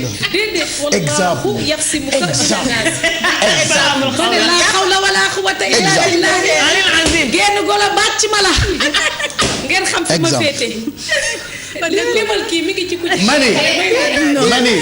mani c'est-à-dire seen wax yi waxu nit bu siis gis nga doogu ma noppi naa pourtant nag kay wax leen benn affaire ki ma doon bañ mu dugg ci plateau bi tey la fi wax loo xamante ni xoola lu leer la lu dëggu dëgg nag kii ay loo ko oui Zeyna sa yoon nekku ci voilà maintenant mets-toi à ta place après tu vas parler vas-y Aïssatou. Je dis c'est un choix en fait choix la que tey yow ñu takkal la tu peux tu restes. mais Aïssatou est-ce que toi non laisse-moi c'est intéressant. il dit que c'est pas intéressant c'est un choix c'est tout tey buñ la man ñu takkal ma je reste ben je veux pas je m'en vais c'est un choix xam nga am na jigéen yoo xam ne dañu bëgg affaire de wujje elles aiment ça elles veulent même pas être première femme elles veulent être deuxième troisième mais c'est juste un choix moi je vous avais non tu me laisses terminer c'est quoi ton choix toi mon choix c'est je suis pas pour la polygamie moi c'est tout mais il faut pas aussi que nous les femmes nous jouons les hypocrites en disant que oui je suis là sama jëkkër bu ñëwee mais tu te rends compte que même quand tu es deuxième on te ramène une troisième mais tu te dis non je veux pas de troisième donc je veux dire que au man finish daal bëgg kenn naa bëggu ñaar fu ko ma dem fen fa. voilà. boo demee koo bëgg naan ko moom ma nga xasaw salte bu ñu somb bu ma demee ca kële wax man yooyu daal bëgg naa ko mais man c'est daal grave. balaa bëgg naa bi may pamti pamte bëgg naa kii damm tànk bi bëgg naa tànk bi keneen damm ko bëgg naa daal ñu xar ma yooyu damay bëgg ñaar wékk ma man damaa bëgg ñu def ma comme waa Seras ni ñuy def teg ma noonu di ma boucher léegi dama ko bëgg nag góor dëgg nag góor dëgg war naa dégg nag Sadikh nag Aïdara Chérif waxal rek taalibe bi dëgg la nee nañ waaw dañ koy wax góor dëgg war naa mën a dégg wax naa mën a am dans quelques minutes di ngeen am réponse Alfie continue. alors man li ma wax mu nekk dans la religion ou pas l'homme est fait pour avoir plusieurs femmes. même s'il est pas même su takkul ñaar ba. mi ngi am feneen. xam nañ ni que. déjà dëkk bi dafa déglu rek Bijou bay ma yeggali da ngeen ma laaj sama avis ba damay dellu sama bureau de toute façon man am naa jotu jënd billet d'avion dem defi reportage ci jigéenu Pérou ak jigéenu Montréal pas waxuma Montpellier ba tey. alors nga am sa jëkkër. ak Allemagne mu leer na ni que il peut pas te rester fidèle muy dem di taxawaalu di guddee wàcc. waaw doo ko woo ba mu ñëw ne ko sëñ bi bu dee dafa am koo bëgg nga takk ko teg ko ci kër gi sama xel daal ma xam bu nekkul ci man fan la nekk moo gën mu lay tàggoo ay tukki yu bëri di la di guddee wàcc nag di gën a guddee oui ma mën na takk xam nga buñ ko daganalee mu takk ba ñeent non seulement yow miy jigéen franchement y a des moments yoo xam ne da ngay soxla sa bopp koo xamante ne day wàcc chaque jour nga war a taaj reer chaque jour di toppatoo xale yi chaque jour dafa metti kon yow kii pour la polygamie. man nga kujje. bañu ma ko de. waaw. kon jeex na. non seulement ça me laisse du temps pour moi-même ma mën a toppatoo sama bopp. dëgg la et puis dëggantaan nag góor dëggantaan nag soxla na ñaar ba ñett yu koy toppatoo. man daal je suis pour la polygamie. Zeyna ñëwal.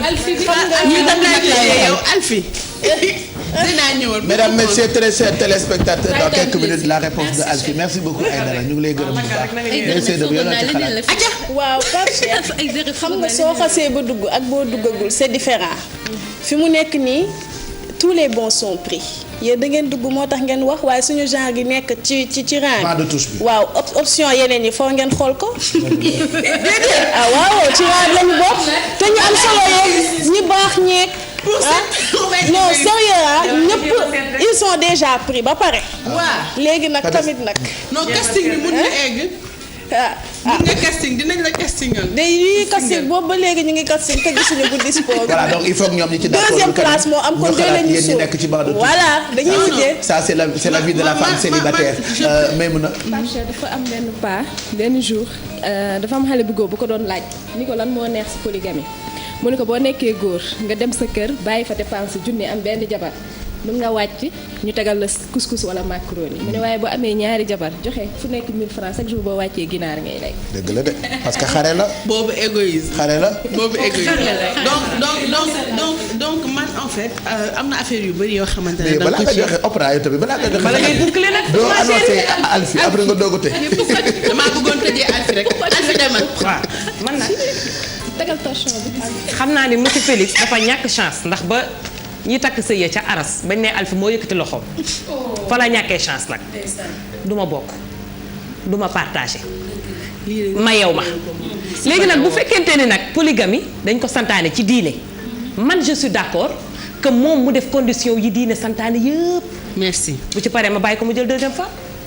rek merci waaw waxoo fi dara. wax na dëgg. nga ànd ak tubaab yi nii ba. na def condition yi diine santaane yëpp. wax na dëgg. ànd ak julli jàng alxuraan ba nuróo blanc yi. aji màkk bu ñëwee nag man ci boppam maa koy wutal deuxième femme.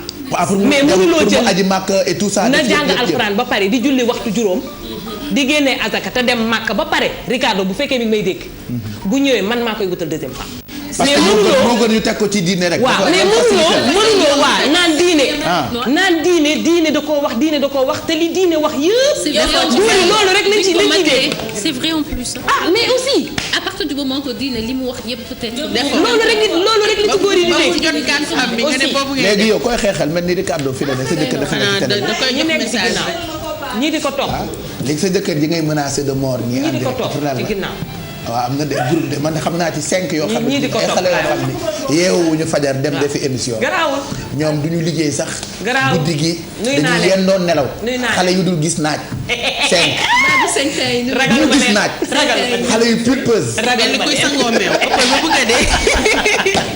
merci avant may jóg dafa am quelques avis yoo xamante ne am nañ ko ci Facebook bi yaa Ndeye Thiara Mbodj qui dit moi je suis deuxième femme mais les hommes sont incapables de mettre leurs femmes au même pied d'égalité sinon il y a pas d'inconvénient merci à vous pour les chroniques c'est important donc El Hadji Cristiano Bari qui dit je suis pour la polygamie car c'est avec la monogamie que lorsqu'un homme se voit insatisfait par sa femme il cherche une ou plusieurs belles femmes de vierge pour satisfaire ses besoins.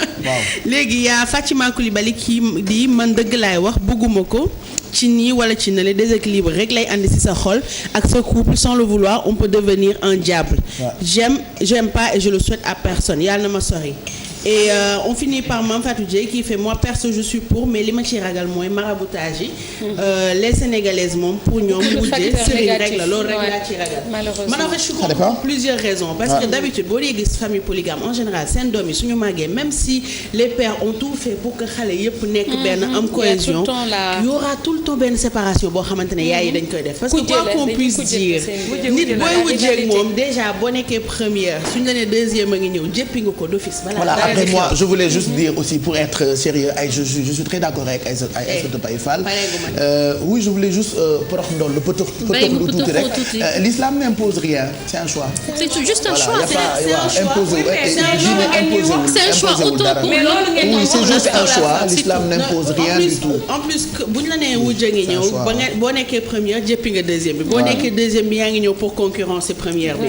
Donc quoi qu'on puisse dire, parfois tu les vois ensemble waxtaan ka vrai mais voilà. Elles sont jamais Mamadou Ndoye Bane qui est toujours intéressé ci thème yu mel nii il dit les hommes ne respectent pas les conditions de l'islam. Merci. góor yi léegi dañoo bëgg lu yomb c'est ce que dit Mamadou Ndoye Bane. Mariem Bousso c'est une maman bu nekk États-Unis nee na Aïssatou Paye Fall a parfaitement raison comme j'ai dit tantôt la polygamie est un choix l'islam n'impose pas la polygamie mais demande aux hommes qu'ils font de pouvoir le faire comme l'islam le demande. Parce que nag il y a des contraintes. Je vais te dire un truc c'est une histoire. dafa am ku góor ku signé monogamie. muy dox di dox ba gis benn xale bu chon mu takk ko mais léegi bi ko aawo bi yëgee ñu dem def constat d'huissier ak yëpp mais le mari du dem fanaani ku góor ki du demati kooka du demati parce que monogamie la signé déjà après man fenn rek laay comprendre day jigéen nag ku bëgg fiir jalousie moom dafa doy waar voilà segam sa boolu ceeb sax boo xiifee ñu yàkkal lu tuuti doo ko bëgg a bokk waxutuma laa kenn ci mais nit ki bakkanam ak ni mu neexee voilà donc xam nga doo am ku mel ne Pape Cheikh di ko partager yow tëj nga débat c'est ça en fait ku bëgg fiir c'est mais tout à fait normal kenn du am ku mel ne yow di ko partager dëgg la moi je partage pas je te partage pas et je suis très jalouse quand tu regardes les autres. Après je reprends pour finir histoire boo xam ne souvent dama leen koy nettali femme bi dañu ànd mu romb cimetière Yoff di ciipatu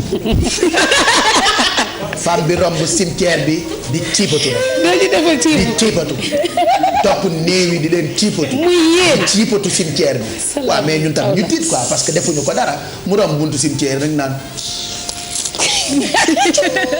muy yéen di ciipatu ci cimetière alors on lui fait mais lan ngay ciipatu ci cimetière mu ne ma sama wujj bi lañ fi suul.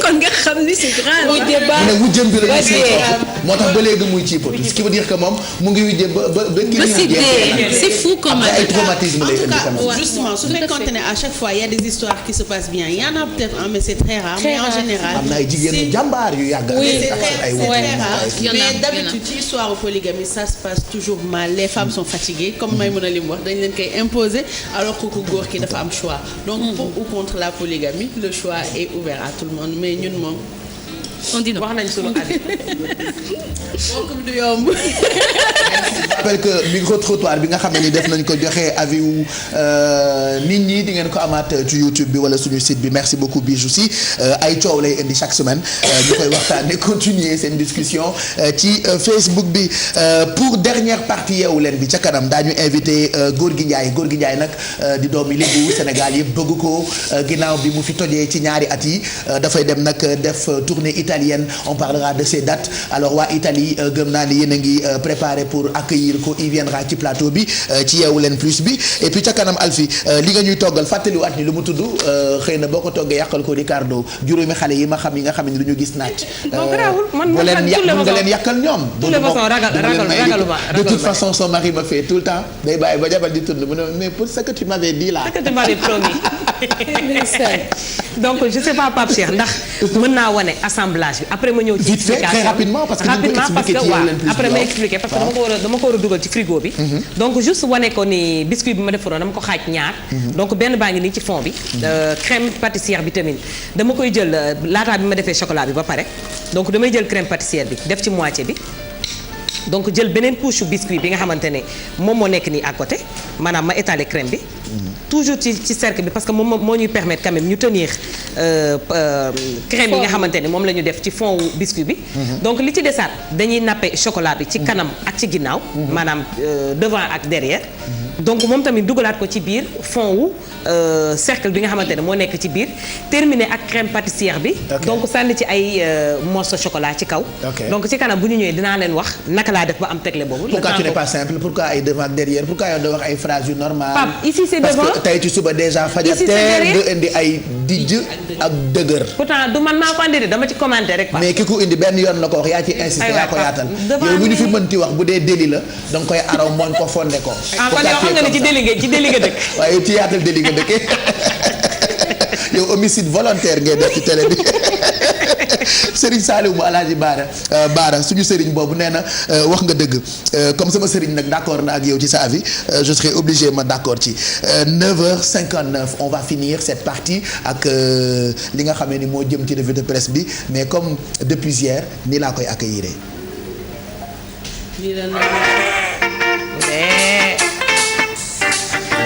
aywa.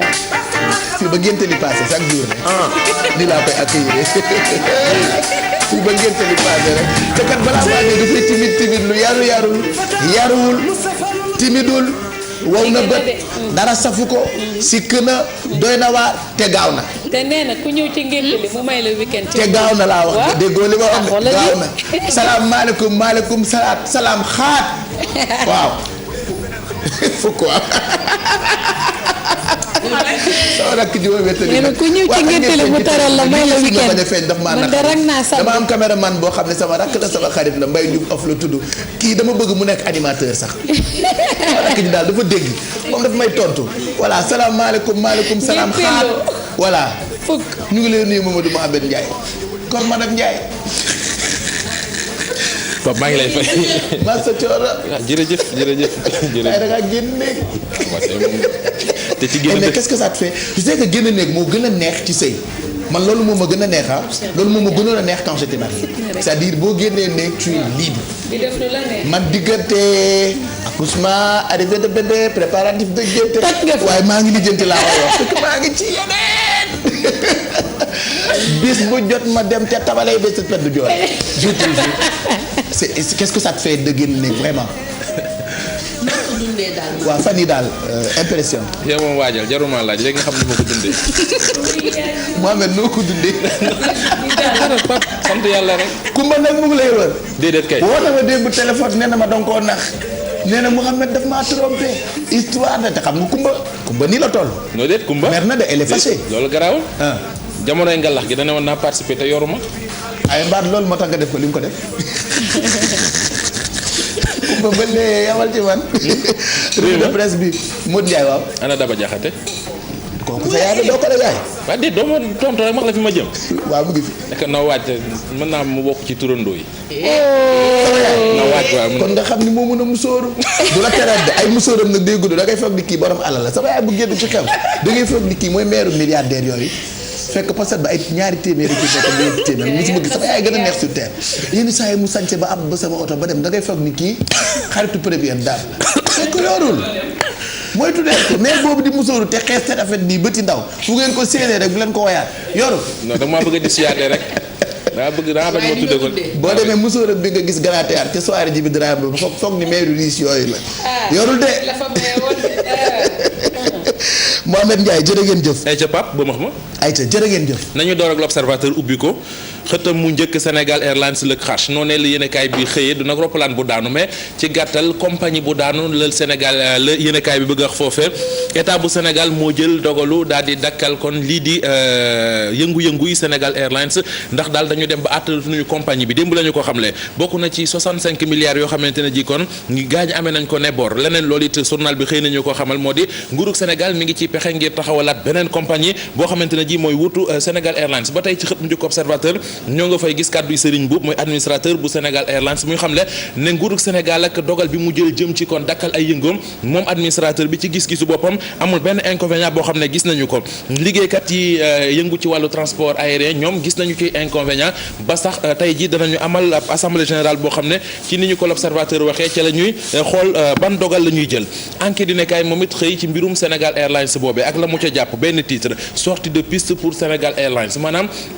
compagnie bi wàcc na yoonam kon bokkatul Walfadjri moom it xëy dikk ci dogal boobee nga xam ne kilifa yi réewum Sénégal jël nañu ko moom Walfadjri donte jàppandegul ñu kon wutali yéenekaay bi nga xam ne moo di La Tribune moom feneen la xëy génn La Tribune xëy na dikk ci lu aju ci Macky Sall mi gaañi di laaj ay explication jëm ci ñaari doomu Libye yi nga xam ne dañ leen di jëlee Guantanamo di leen indi Sénégal Mamadou Diop Decroix moom nee na daal dossier bi bari na lu ci leerul Idrissa Seck it loolee la gis nee na ci biir ak ci biti yëpp leer ga ca amu ci dafa am ay rëq-rëq yoo xamante ne ji moo am ci yëf yi li am ci mbirum Panama Papers Sud du Quotidien xëy na ci ak kàddu yi bawoo ci Moustapha Diakhaté mi ngi mooy njiital groupe parlementaire Benno Bokk Yaakaar mu ne doomi Sénégal yi nga xam ne ñu ngi leen di tudd ci coowal fraude évasion fiscale bi foofu justice bu Sénégal moo ci war a auto-saisir wu lijjantil ko boppam lu aju ci wàllu paradis fiscaux yooyu ak ni nga xamante ne ñoonu la ci nguurug Sénégal bëgg a taxawee Le Quotidien xëy na ci dellu si waat di ñu xamal ne ministre économique finance di Amadou Ba démb moom ak Michel Sapin mi nga xam ne naataangoom la janoon nañu ak taskatu xabaar yi waaye daal la Amadou Ba wax moo di nguuru Sénégal dana def kéemtalaay kàttanam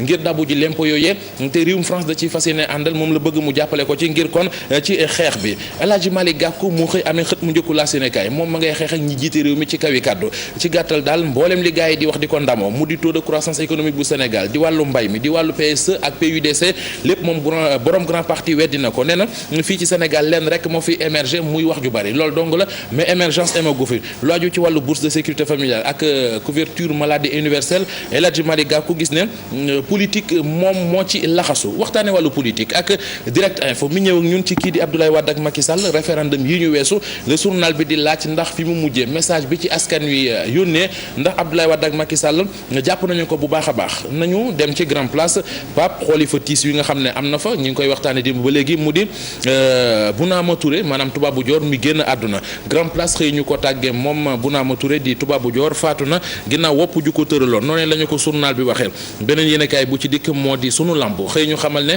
Toubabou Dior génn na àdduna moom Toubabou Dior tàggu na arène bi kii di Modou Ndaw Tyson di xamle ne daal lamb ñàkk na kon kii champion tey jii la rob bi fële ca hôpital principal dinañu ko jébbal boromam ca Touba ba tey sunu lamb moo ñu ko wax libération dellu si waat dañu xamal moom libération nañu njabootug lamb gi li ñu yàgg a xeex mu di arène nationale Toubabou Dior moom yàlla def na du ko gis Pape. voilà en tout cas keroog ci bi ñu koy pose première pierre bi moom Toubabou Dior mu ngi woon foofu dee bu gaaw sax ñu ngi koy jàll mbokkam yëpp ak monde lamb ji merci en tout cas Mamadou Mouhamed Ndiaye dama bëgg ñu jeexal mais dama bëgg ñun ñëpp ñu jeexalandoo yow tamit Mouhamed bàyyi boo waxee rek dem vraiment quand même na raay jub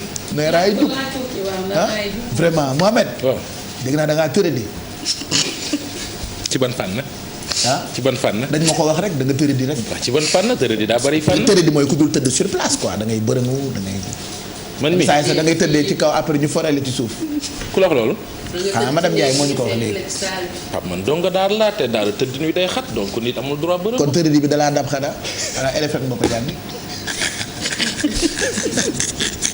waxu goo wax ñu def Pape dama la bëgg a may benn way ban la ay te tegal leen ma ko bu fekkee am ngeen ko way bu neex laa la bëgg a may de bu dee am ngeen ko moo amaguñ ko garaaw dama la ko bëggoon tegal amul problème waaw tegal ko mu xool ana way bi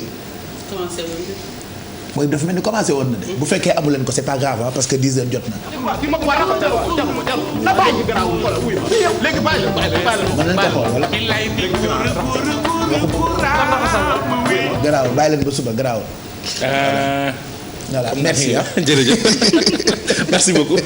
bu subaa ma tegal la ko lu ma la bëggoon tegal la 10h07 on finit cette partie on vous remercie voilà Mbaye Diouf tu es en direct merci Aïssatou Paye Fall mardi prochain on te retrouve. Mardi prochain mais tey je remercie Bichik qui m'a habillée je fais un coucou à Madame Diouf Khady Diop et à Marianne 77 650 50 42 et tey dama bëgg nuyu sama doom yi ils sont à Bordeaux donc je fais un coucou à Almami Aboubakri et Pape Massal maman vous aime très fort. Ils sont où? Ils sont à Bordeaux et je sais que suñu wàccee dañ may seetaan ils vont sur YouTube et ils me regardent donc maman vous aime de tout son cœur. Et on vous embrasse très fort.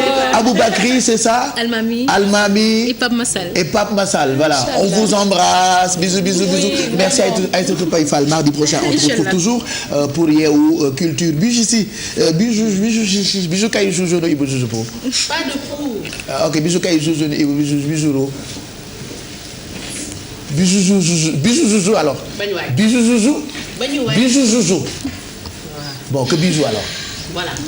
Donc merci beaucoup demain inchallah dans Yeewu Leen. Merci beaucoup à Ndeye Koumba onglerie de VIP pour la coiffure. moom de sonal ngeen ko. sonal nañ ko bi laaj ci chaque jour rek ñu dem indi bu bees donc mën ngeen fa dem pour ut perruque yu nice yi numéro 397 82 82 ça commence par un 77 voilà. Ben merci beaucoup bisous Zibisi merci pour ce message bisous Zibisi et ma mère qui répond parce que day defante et dit man rek maa ko yor yaa ma xamul yow ma xam la ba jeexal la je t'embrasse Mado. alors man damay remercier Fatou ak Ngoné bi nga xamante ne ñoom ñoo nekk Glam Style ci coiffure bi.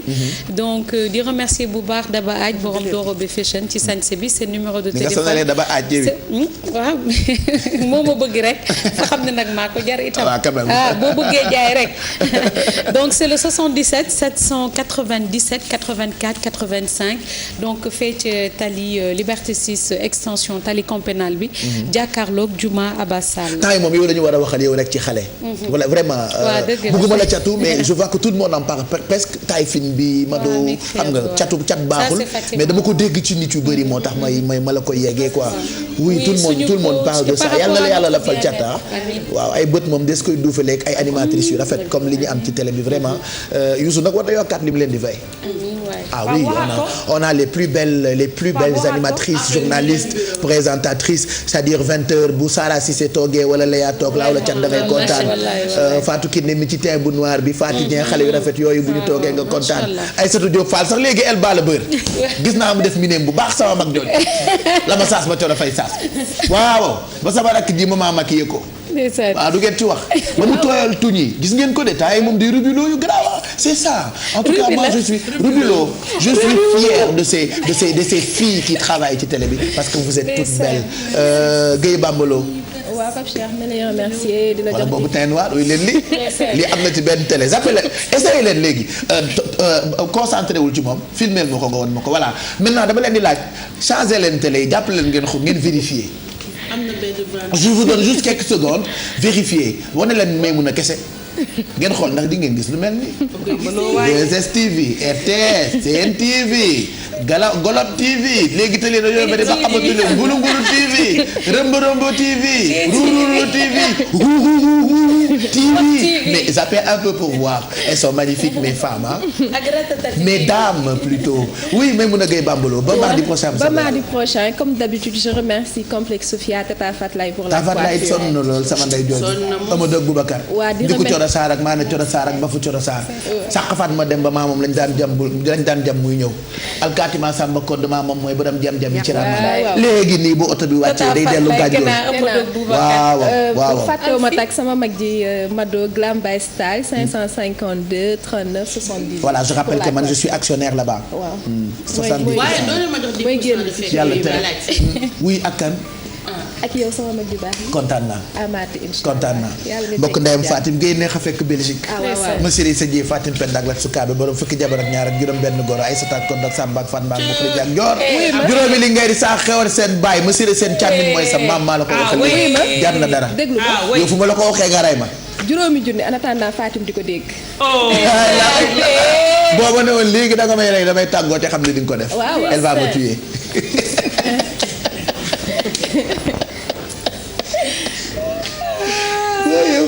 sama rakk ji waaye kenn du kii de muy nit ku baax kii ni mu juddoo rek man moo ma doy sama rakk ji di nit ku baax wallaay Madun Kura ak Baara Kura maamam moo ware Jolof wàcc dëkk bu ñu naan Njarmeew bi mu màggee nag ba xàmmee dañu ko dénk ku baax muy jibi màkk bu Malick Jeyla bu Malick ñoom ñëpp bu Malick si ajarot Paate Samba yaayam nit ku baax jox ma code bi pay njéeme yaayu sooy nit ku baax yow vraiment man damaa kontaan ci yow wala yoroo